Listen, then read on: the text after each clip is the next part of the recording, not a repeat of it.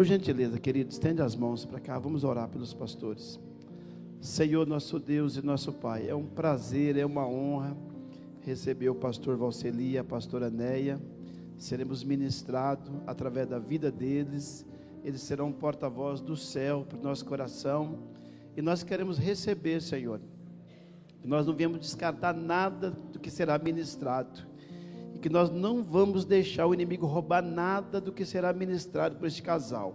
Tudo que nós formos ensinado e ministrado, que nós possamos sair dessas portas e levar no nosso coração e colocar em prática, em nome de Jesus, amém.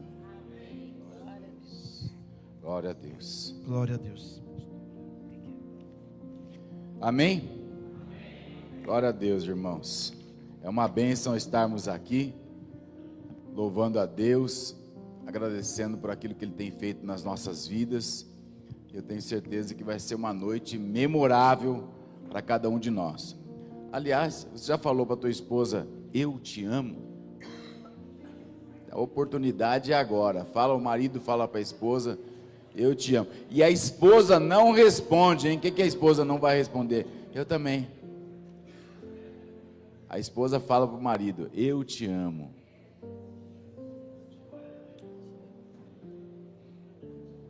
Bom, nós temos uma empresa, nós somos psicanalistas, nós temos a nossa clínica lá, chama Teoterapia, é a psicanálise com base na palavra de Deus, né? Somos pastores há mais de 28 anos, temos alguns cursos, MBA, pós-graduações, né? E o que sempre nos chamou a atenção foi o ministério pastoral. E graças a Deus, Deus deu esse privilégio para a gente abrir uma clínica, poder atender casais, famílias, adolescentes. Eu trabalho com esses e ela atende só mulheres, e a gente usa a Bíblia mais as ferramentas da psicanálise. Então assim, eu sempre brinco, eu me encontrei na teoterapia, né? Temos alguns livros escritos aí. O pastor já leu meu livro? Já leu, pastor? Já leu, pastor? Olha lá, em Jesus é testemunha, hein? Né? Bênção. A pastora Cristina também ganhou um, né?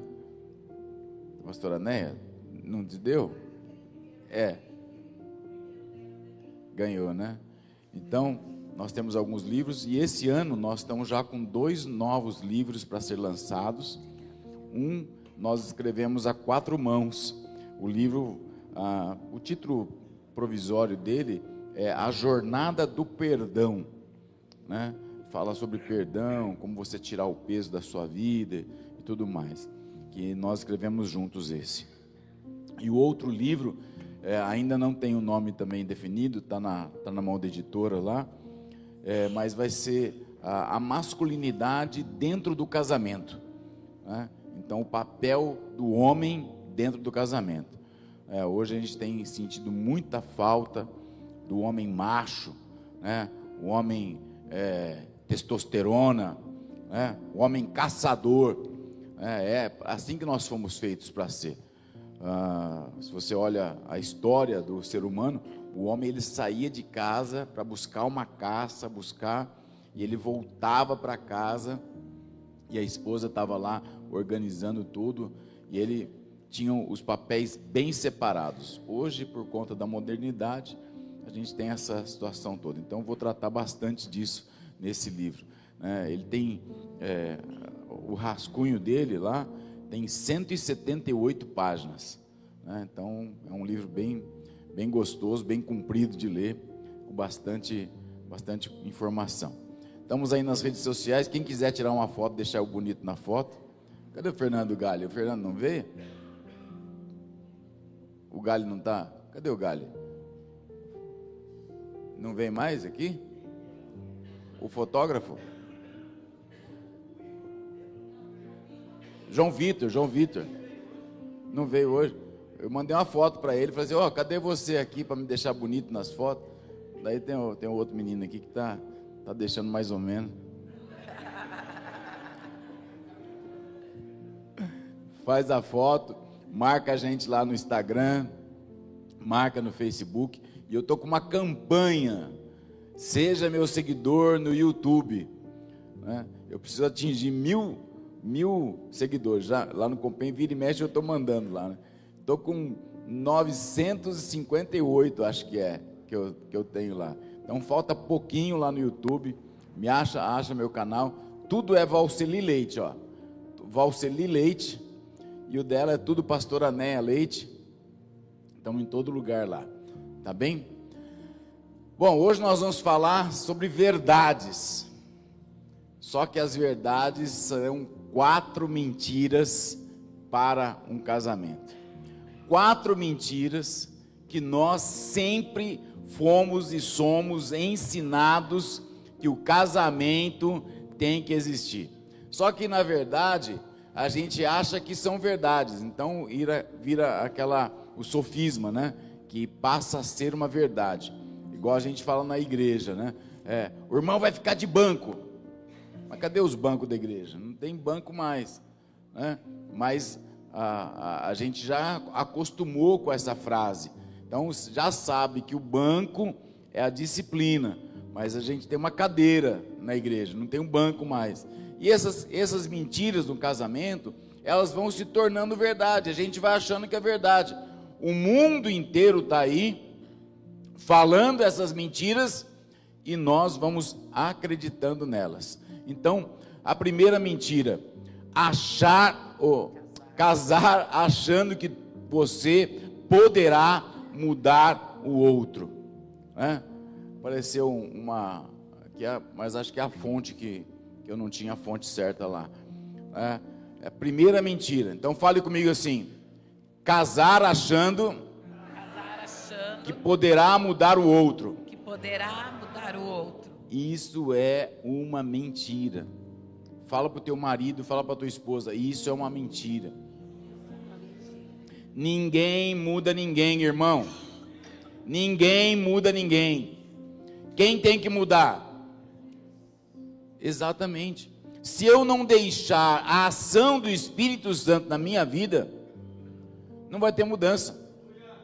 Se eu não quiser, eu não permitir que essa mudança aconteça, não vai acontecer. Daí a gente sempre quer, mas você não muda, mas você não faz assim, mas você sempre está fazendo do mesmo jeito. E a gente vai esquecendo daquilo que são as verdades. A verdade de Deus para essa mentira.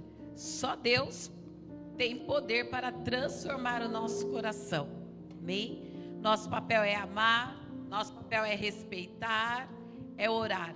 Provérbios 21, versículo 1 diz assim: o coração do rei é como um rio controlado pelo Senhor, ele o dirige onde quer. Então, quando você se casa, achando que você vai mudar o outro, e há um grande engano até quando as pessoas começam um namoro, começam a namorar uma pessoa que não professa a mesma fé, que não é cristã, acha que vai conseguir levá-lo para a igreja. É um engano, é uma mentira, porque só o Espírito Santo pode convencer o homem do pecado, da justiça e do juízo. Então, só o Espírito Santo tem esse poder, essa capacidade de controlar o nosso coração, de controlar a nossa mente, de controlar as nossas atitudes. Só o Espírito Santo pode nos convencer de quando estamos errados, do quanto somos orgulhosos, do quanto somos egoístas. Só o Espírito Santo tem o poder para nos transformar, no sentido de pedir perdão, de reconhecer um erro, de admitir que passou dos limites, de admitir uma mentira. Porque se o Espírito Santo não age, o outro não consegue mudar ninguém. Eu não posso mudar o meu marido, e ele não pode me mudar.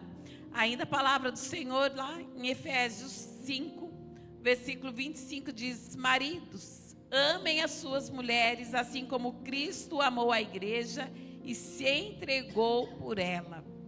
Do mesmo modo, mulheres, sujeitem-se a seus maridos, a fim de que, Se algum deles não obedecem à palavra, sejam ganhas sem palavras pelo procedimento de sua mulher, observando a conduta honesta e respeitosa de vocês. 1 Pedro 3. Então, Efésios está falando, maridos, amem a esposa, como Cristo amou. Como que foi o amor de Cristo? Que tamanho que foi o amor de Cristo por nós? De entrega, de doação. Então, essa é a função do marido, amar a fim de se entregar, de abrir mão. Entregar-se é abrir mão da sua vontade, dos seus desejos, para fazer o outro feliz. Deus abriu mão da sua glória, Cristo abriu mão da sua glória por nós, e Ele se entregou. O quanto você tem aberto mão das suas vontades, do seu orgulho, das suas razões, a favor do seu esposo, a favor da sua esposa. O quanto, mulher, você tem ganhado o seu marido pelo seu comportamento, pelo seu testemunho, sem palavras, sem murmurações, sem gritaria. Então, a palavra de Deus, ela baliza o nosso casamento. O Espírito Santo, ele tem poder para nos transformar. Eu quero que você pense, você esposa, quais áreas da sua vida que você precisa ser transformada. E hoje você vai falar: Senhor, eu quero sair daqui transformada pelo Teu Espírito Santo. Não porque o meu marido está falando, mas porque o Teu Espírito Santo está me mostrando que eu preciso dessa transformação. Nas minhas atitudes, nos meus comportamentos, nos meus pensamentos. E eu quero que você, marido, pense: em que áreas da sua vida você precisa ser transformado? Você precisa de mais diálogo? Você precisa ser mais amável? Você precisa ser mais atencioso? Não porque ela está pedindo, não porque ela quer, mas porque o Espírito Santo está falando com você. E você está aqui para ser transformado. Amém? Então diga para o seu marido: você não pode me transformar. Você não pode me transformar. Agora pergunta para mim, fala para mim. Você não pode me transformar. Você não pode me transformar. Amém? Mas Cristo pode nos transformar. Então, qual é a primeira mentira? Só Deus. Não, a primeira mentira. Casar achando que pode transformar o outro. Qual é a verdade? A primeira verdade: só Deus pode transformar o coração. Amém? Olha essa frase aqui, ó. Guarda essa frase. Vamos todo mundo ler juntos? 1, 2, 3. No casamento, o chamado não é mudar o outro, mas crescer em amor e submissão a Deus. Só vocês agora. 1, 2, 3.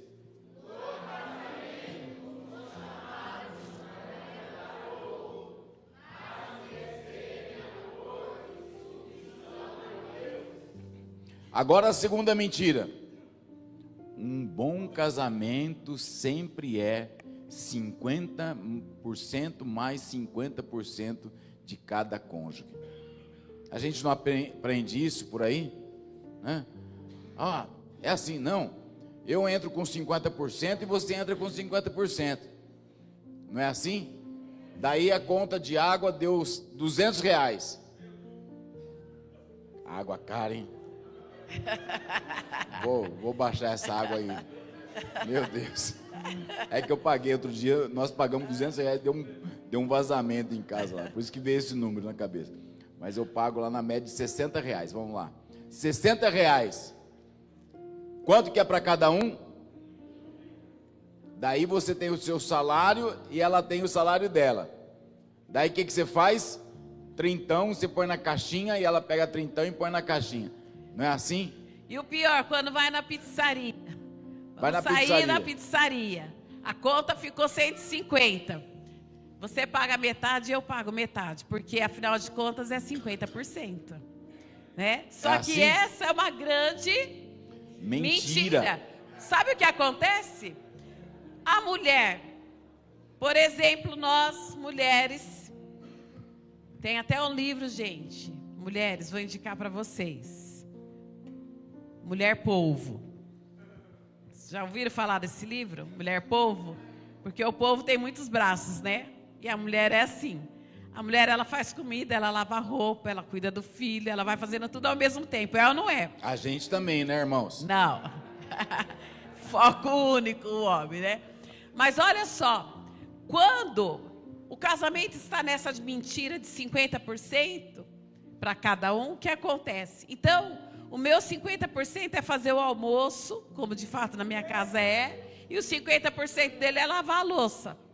Mas aí, se acontece de não dar tempo dele lavar a louça, eu vou fazer o almoço e lavar a louça. Então, a minha parte já aumentou.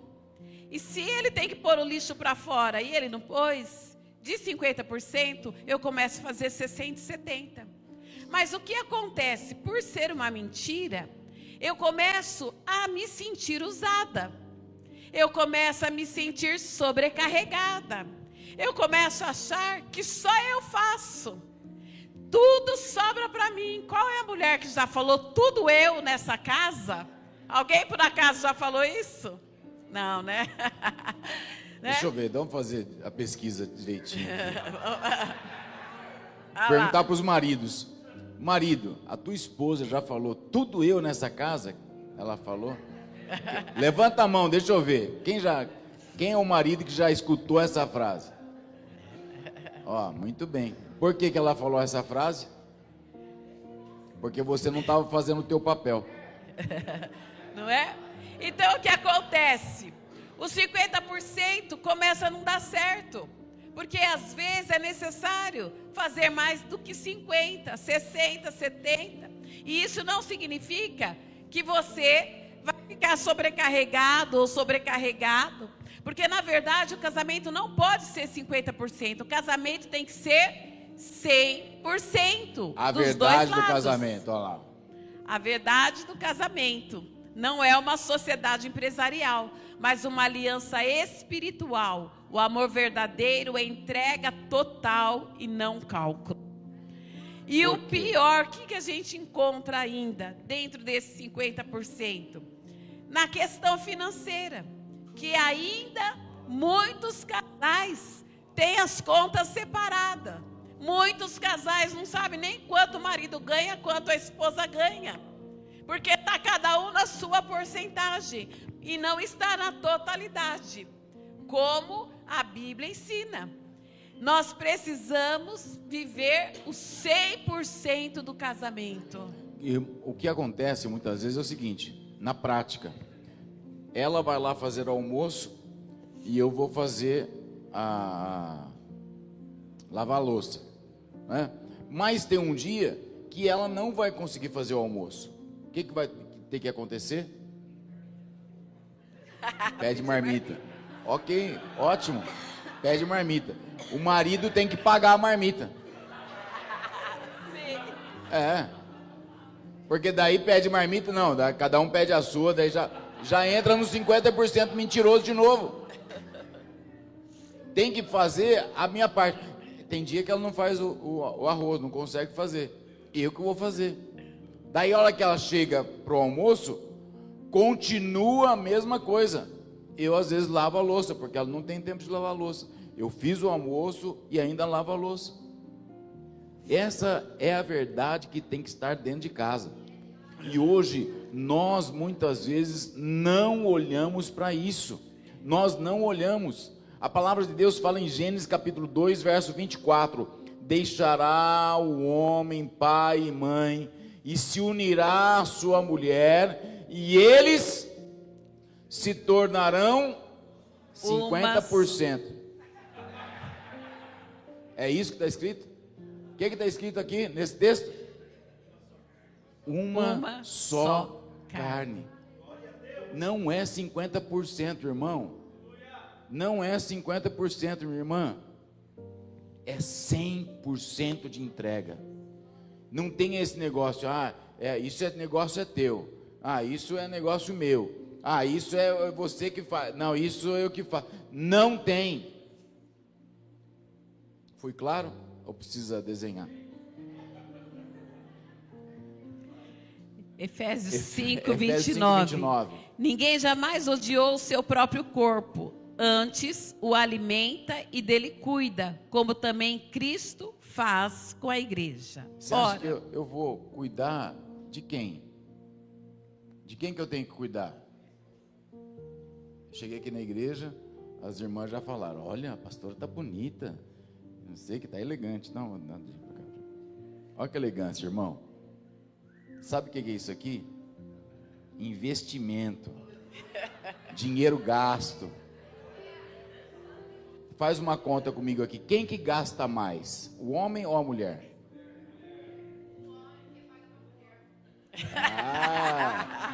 Neinha, minha filha Melina, meu genro Fernando.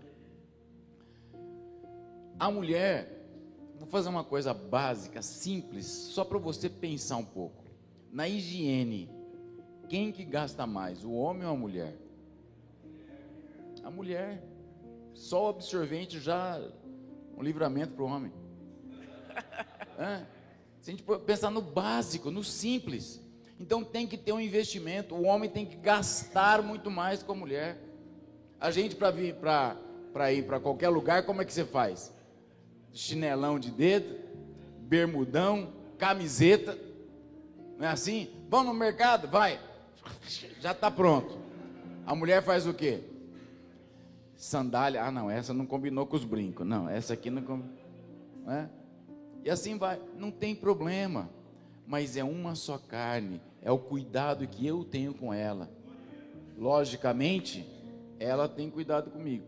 Outro dia eu vesti uma roupa lá, ela, nossa, tá horrível.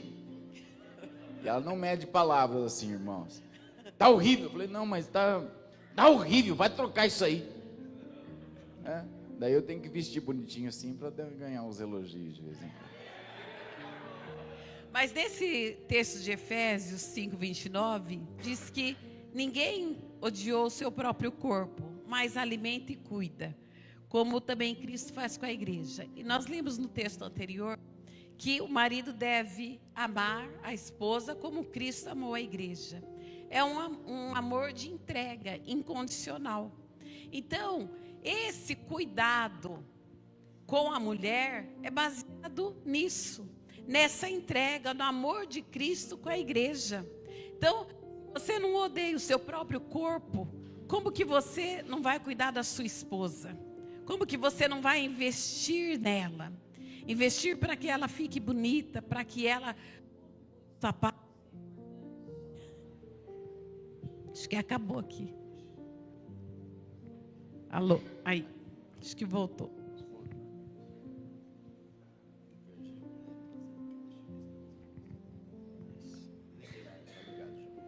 Som. Pronto. Então, o que eu estava falando. Como que não vai investir na sua esposa para comprar muitos sapatos, né, mulheres? Porque é importante ter sapato, né? O que vocês acham? Que sim ou não? Sim, né? Muito importante. Então, marido, ame sua esposa, ame nessa entrega, ame a 100%. E ainda esse texto de 1 Coríntios 13, 7. O amor tudo sofre, tudo crê, tudo espera, tudo suporta. Porque, imagina, você não falou aí, eu amo você? Falou para tua esposa ou não falou? Falou para o teu marido ou não falou? Esse texto está falando para quem? O amor, tudo sofre, tudo crê, tudo espera, tudo suporta. Para quem que ele está falando? Para quem tem amor. Você tem amor? Você tem amor? Então fala para tua esposa de novo. Eu duvido você falar para ela, eu te amo. Eu te amo 100%. Eu te amo 100%. Fala para o seu marido, vou te amar 100%. Se você não ama ainda, vou te amar 100%. O amor tudo sofre, tudo crê, tudo espera, tudo suporta. 100%. 100%.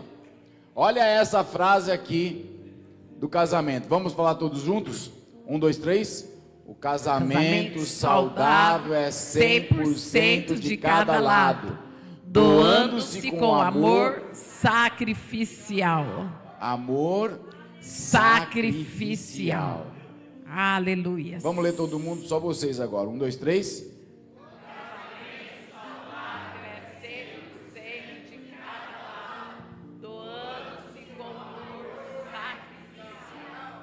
É assim, não tem outra maneira de você ter um casamento bom, um casamento feliz, um casamento saudável. E a terceira mentira: pequenas coisas não são grandes problemas. E essa é uma grande mentira. Porque de pequenas coisas começam grandes problemas. De pequenas coisas não resolvidas, guardadas no coração, não faladas, não esclarecidas, vem mágoas, vem ressentimentos, vem falta de perdão.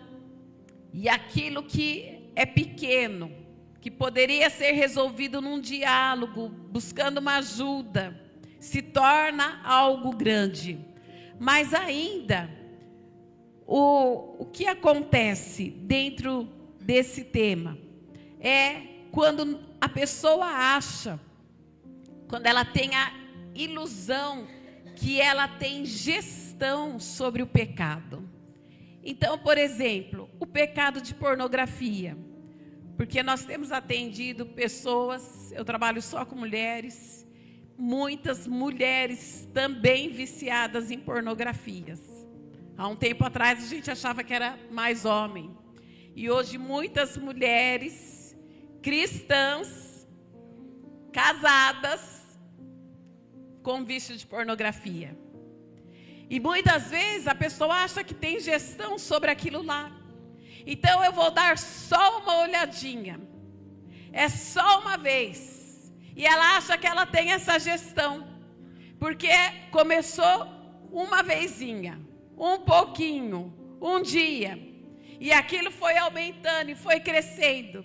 E assim é com o vício do álcool, com o vício das drogas. A pessoa acha que tem gestão.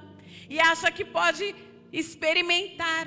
Acha que pode chegar perto de alguém, estar em companhia de pessoas que fazem uso. Acha que tem essa gestão, que consegue ficar sem, que consegue beber socialmente. E aquilo se torna um grande problema para uma destruição familiar. E nós temos visto famílias sendo destruídas, crianças sofrendo, porque o reflexo de crianças doentes emocionalmente, psiquicamente, aumenta a cada dia. E as crianças são reflexo daquilo que elas vivem dentro de casa, daquilo que elas ouvem, daquilo que elas recebem como influência dentro de casa.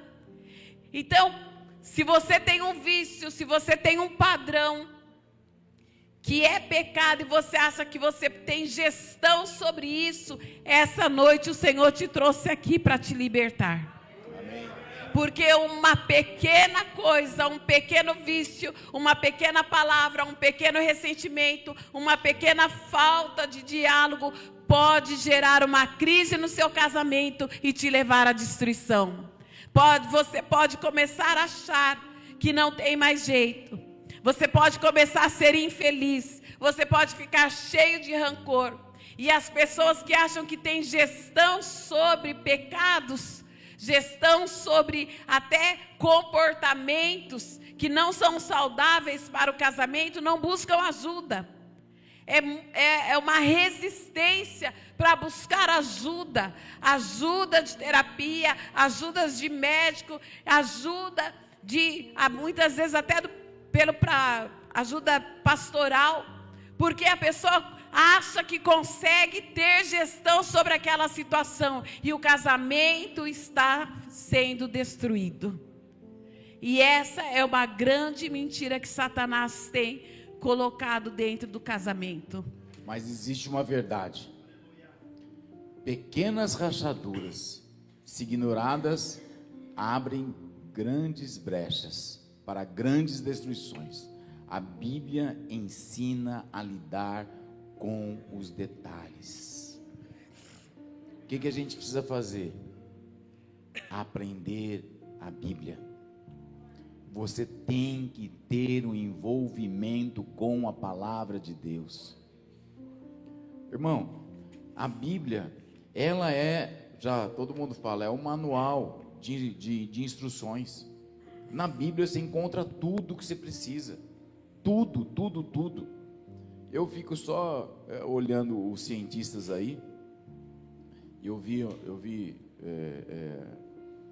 um cientista falando que foi provado cientificamente quem nasceu primeiro, o ovo ou a galinha. Quem é que nasceu primeiro? Quem é que nasceu primeiro, o ovo ou a galinha? Gênesis 1 fala que Deus criou todos os animais, né? Então quem nasceu primeiro? O ovo ou a galinha? Por quê? O ovo só nasce se houver uma proteína específica que a galinha gera. Sem essa proteína, o ovo não existe. Olha que loucura. Mais uma vez provando a Bíblia. E dentro da família, às vezes a gente esquece de falar da palavra de Deus. A gente esquece de comentar versículos bíblicos que a gente achou. Eu nem vou perguntar aqui, mas fica aí a tua consciência. Você tem uma rotina de leitura bíblica? Só leitura. Não é fazer estudo, exegese, homilética lá, né, hemenêutica. Não é só leitura. Você sentar para ler a Bíblia. Ah, mas eu já conheço tudo. É assim que o crente velho responde, né? Mas quantas vezes a gente lê a Bíblia, pastora, quantas vezes a gente lê a Bíblia e fala assim, nossa, mas parece que esse versículo nunca tinha visto. Meu Deus, olha que coisa maravilhosa, né? Amanhã o pastor Kid me chamou para pregar. Me chamou ontem à tarde. Falou, domingo à noite você está desocupado aí? Eu falei, não, tô liberado domingo à noite. Daí vou lá pregar. E eu tô com uma palavra no bolso. A gente brinca, né? Vou pregar amanhã à noite lá. Porque é uma experiência que eu tive com Deus há um tempo atrás de leitura bíblica. Às vezes a gente, dentro do casamento, nós não temos isso. A gente almoça junto, a gente fala mal do PT junto, a gente, né, critica o governo junto, a gente entra no Instagram junto, faz tudo junto. Mas falar da Bíblia, o que a gente faz? Não fala. Não é engraçado isso? É engraçado ou não é? É triste, irmão. Cantares, capítulo 2, verso 15, ela tem uma Bíblia aqui, que é a Bíblia da Joyce Meyer, né? Chama Bíblia Amplificada. Olha que versículo maravilhoso esse aqui. O meu coração foi tocado e ardentemente cantei para o meu desejo. Apanhai-me para nós as raposas, as rapozinhas que causam danos às vinhas do nosso amor, porque nossas vinhas estão em flor. Olha que lindo. Então, as rapozinhas significam as pequenas coisas que estão dentro do nosso casamento para destruir o nosso amor. Como as rapozinhas estão ali para destruir a vinha que está com flor. Mas a raposinha vem e come a flor. Se a flor for comida, a uva não nasce. E assim acontece quando rapozinhas, coisas pequenininhas, começam a se alojar dentro da nossa casa, dentro do nosso relacionamento, e nós não buscamos resolução, não buscamos ajuda, não buscamos entendimento, o nosso casamento é destruído. Causa, principalmente por causa da dureza do homem, do marido. Efésios 4:26 diz: não se ponha sobre o sol, não se põe o sol sobre a vossa ira. Quantas vezes você passa o dia, aí acontece alguma coisa, brigou, discutiu, e aí o que acontece? Vai dormir de bico. Quando não, muda até de quarto, dorme fora da cama. Nunca durma fora da sua cama. Olha para o teu marido, para tua esposa e fala: nunca durma fora da tua cama. Irmão, esse negócio de marido dormir no sofá, ficar ligado à televisão até de madrugada, e a esposa roncando no quarto lá, a esposa falando: meu marido ronca demais e tem que sair do quarto. Está amarrado em nome de Jesus. E ainda o versículo de Tiago 3:5 diz: a língua é um pequeno órgão do corpo, mas se gaba de grandes coisas. Vede como uma fagulha põe em brasas tão grande selva. Cuide da sua língua, mulher.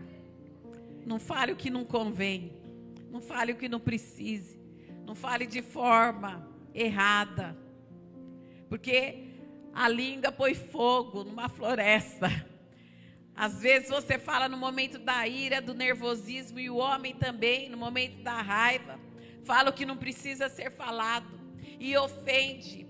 E nos primeiros 30 segundos da nossa ira, nós falamos coisas inconvenientes que muitas vezes não consegue mais pegar de volta, resgatar aquilo que foi dito. E as pequenas coisas vão minando o seu casamento. Então, cuide da tua boca. E lembre-se que essa é a terceira mentira, que pequenas coisas não tem problema nenhum, que pequenas coisas não vão se tornar um grande problema no seu casamento. É uma grande mentira. Tem uma história que fala assim, que chegou lá no céu, lá, ou no inferno, na verdade, e daí o demônio estava distribuindo as ferramentas lá. Você conhece essa, pastor? Estava distribuindo as armas lá. Daí um foi lá, pegou uma bazuca lá, não, essa aqui eu vou destruir os casamentos. Daí o outro lá foi lá, pegou um tanque de guerra, não, esse aqui. Daí foi um velho, um diabo velho lá, né, e pegou um martelinho desse tamanho assim, daquele de picaretinha assim.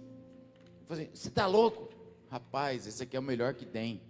Daí ele ficava lá batendo assim, tique, tique, tique, tique, picando. Daqui a pouco a rachadura vai longe. É isso que acontece, né? Às vezes a gente não presta atenção nas pequenas coisas. Mas olha essa frase aqui. Repita comigo. Cuidar das pequenas atitudes e palavras é essencial para manter o casamento forte. Só vocês.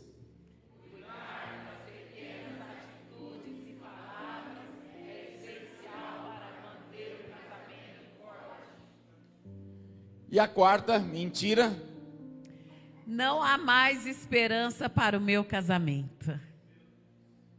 É verdade ou mentira? É verdade ou mentira? Mentira. Mas depois que você aceitou as 3 primeiras mentiras como uma verdade, essa fica muito fácil de Satanás colocar. Porque as pequenas coisas já se tornaram grandes, você não conseguiu mudar o seu marido. Então, o que acontece? Você passa a acreditar nessa mentira. Porque é tanta dor, é tanto desentendimento, é tanto sofrimento, é tanta falta de diálogo, é tanta discussão, é tanta briga, são tantos vícios, são tantos desentendimentos que não há mais esperança para o meu casamento. E quando você começa a achar que não há mais esperança, logo você começa a pensar no quê? No divórcio. Separação. Na separação. Porque aí o diabo se encarrega de colocar o pensamento: eu vou ser mais feliz sozinho. Eu tenho que cuidar da minha felicidade. Eu tenho que cuidar da minha vida. Mas, além disso, quando você acha que não há mais esperança, o que você está fazendo? Colocando um limite para Deus. Você está falando para Deus: Deus não é soberano. Deus não é poderoso para restaurar. Deus não é suficientemente grande, bom, eterno, dono de todas as coisas para restaurar o meu casamento. E você começa a limitar o poder de Deus. E começa a valorizar mais a fala do diabo na sua mente. E por que que essa mentira começa a se ser estabelecida dentro de um casamento? Por causa do orgulho, por causa da arrogância humana, porque há uma síndrome tomando conta do ser humano nos tempos de hoje, que é a síndrome do narcisismo. Cada um pensando somente em si, no seu próprio bem-estar, no seu próprio prazer, na sua própria felicidade. E as pessoas estão vivendo na mesma casa de forma separada. E sofrem filhos, sofrem as crianças, sofrem o casal e acabam nessa grande mentira. É melhor se separar, porque não há esperança para o meu casamento. Mas existe uma verdade: enquanto há Deus, há esperança. O Senhor é especialista em restaurar o que parece perdido. Irmão, nós temos uma esperança. E ali em Hebreus fala assim que a nossa esperança, ela é uma âncora que vai além do véu. O que tem além do véu? A presença de Deus. Aleluia. Nós lançamos a nossa esperança na presença de Deus. É Deus que segura o nosso casamento. Quem gosta de pescar aqui? No barco. No barco, não é? No barco. Daí você vai lá no barco, daí você tem que jogar a poita. Não é a poita que joga? É um peso que vai até o final lá. Daí o barco fica apoitado, né? Assim. Daí o mar vem, o rio vem, e o barco fica girando em volta da poita. Não é assim que faz? É assim que a nossa âncora é. Você tem problema, você tem dificuldade, você tem luta, tem dia que você está mais irritado, tem dia que você está mais perto, tem dia que você está mais longe, mas você está sempre em volta.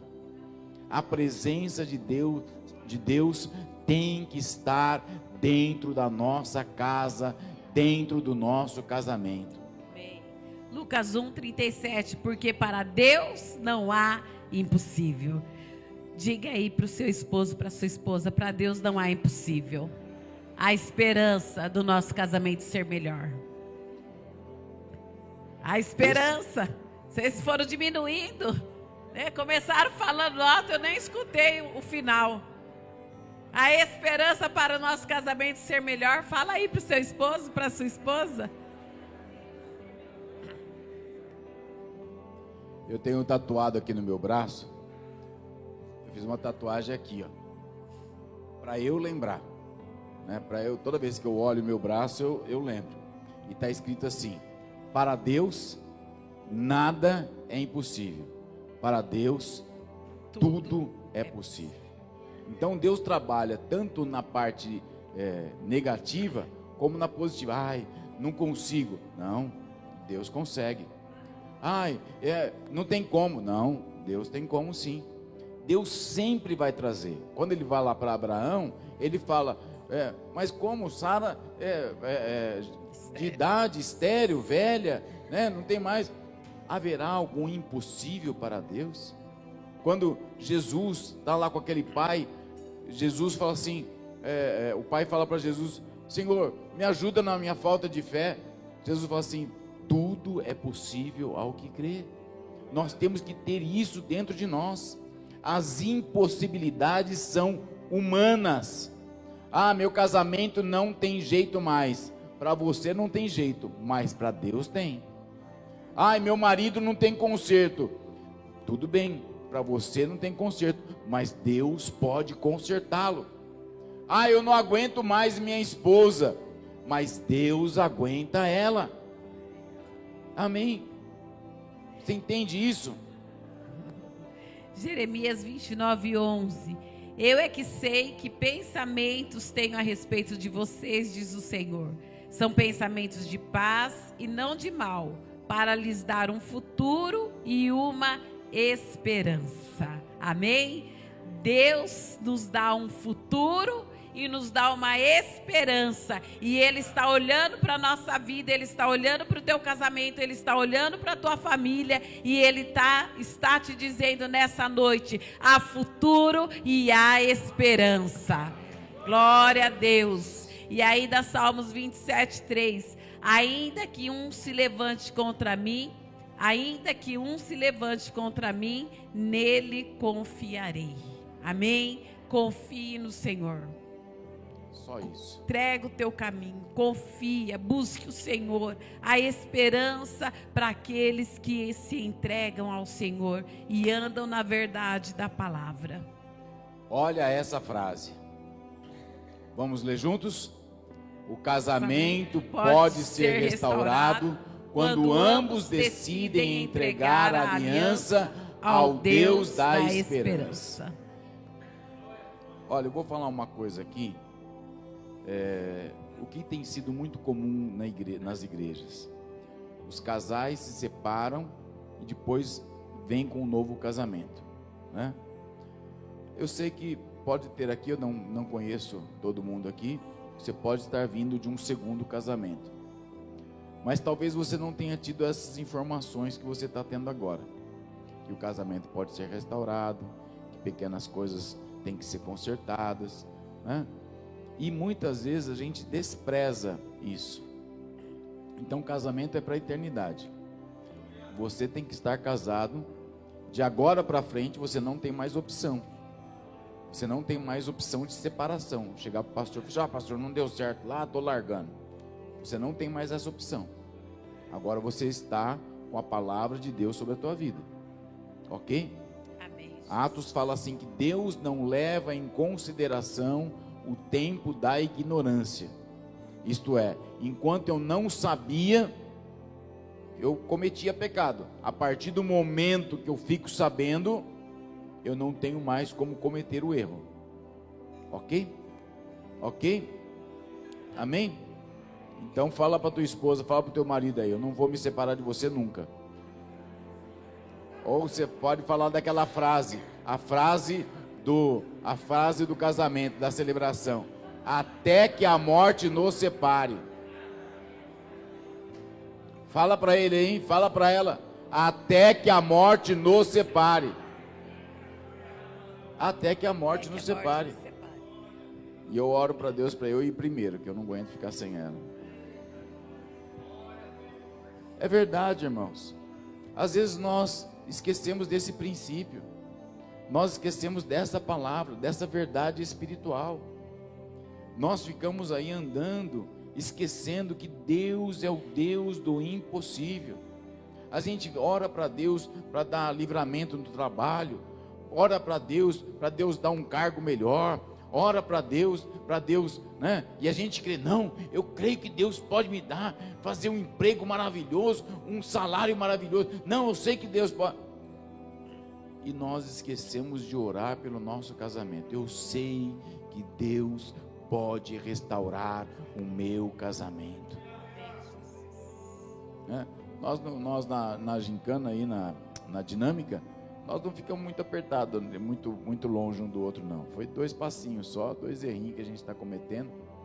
Mas infelizmente, meu vício no celular, ela reclama. Eu acho que eu não tenho vício.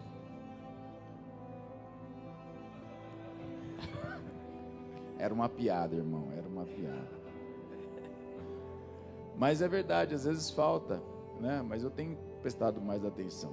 Vou dar um exemplo: quarta-feira eu deixei meu celular longe. Você percebeu isso? Você não percebeu, né? Você não percebeu. Olha, irmãos, olha aqui, irmãos. Eu tenho procurado melhorar. Hoje, por exemplo, já tive outro probleminha dentro de casa lá. Mas essas coisas a gente precisa prestar atenção no nosso dia a dia. E quando nós fazemos isso, a coisa vai melhorando. Amém, queridos? Nós queremos orar com vocês. Nós queremos orar com vocês. Antes de orar, eu gostaria que você virasse para tua esposa, ficasse de frente para ela aí. Aqui a aliança, joelhinho com joelhinho. Qual mentira tem entrado no seu casamento? Será que uma dessas 4? Primeira mentira Você está achando que você pode mudar o outro? A segunda mentira: um bom casamento sempre é 50%, 50-50. A terceira mentira: pequenas coisas não são grandes problemas. E a quarta mentira: não há mais esperança para o meu casamento. Será que tem havido alguma dessas mentiras no seu casamento? Converse agora. Fala para o seu marido, fala para a sua esposa, se alguma dessas mentiras tem estado no seu casamento. O que precisa melhorar? Fala para ela uma coisa que ela precisa melhorar. Não precisa falar as 40 agora não, irmão. Não precisa fazer a lista agora não. Fala uma, fala duas só. Ó, você precisa melhorar nisso. Fala para a esposa. Fala para a esposa. Fala para o marido. Marido, você precisa melhorar nisso. Fala uma coisinha só. Fala, olhando nos olhos dela. E a tua resposta tem que ser a tua verdade. Você precisa ouvir o teu marido. Você precisa ouvir a tua esposa. Se ela está falando, se ele está falando, porque existe uma verdade que está incomodando a ela, está incomodando a ele.